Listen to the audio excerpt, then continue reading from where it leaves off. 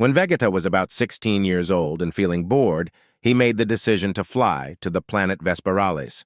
He did this purely for enjoyment and with the intention of eliminating some of the inhabitants before returning home.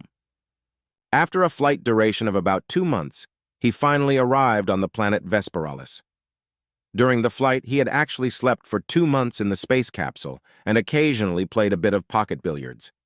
He exited the capsule and inspected potential high-intensity energy sources with his Scouter Type X-233. He found it ridiculous that the highest source barely reached 250 points. As he flew towards the enemy, he laughed ha ha ha ha ha and screamed, "I kill them all, destroy everything."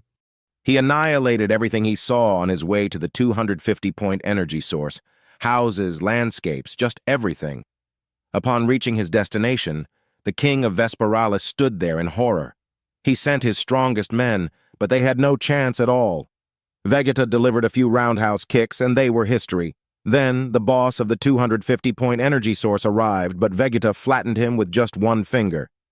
The king was interested in learning how it was possible for a child to possess such extraordinary strength.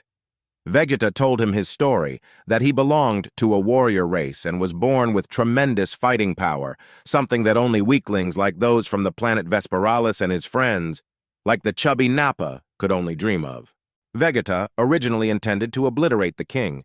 However, he succeeded in convincing Vegeta to spare the planet Vesperalis and its inhabitants. In return, Vegeta received a financial compensation, and the king's daughter, an extremely attractive young woman of about 22 years. Vegeta spent several days with her before eventually returning home. Vegeta returned to his homeland and had no intention of visiting the planet again.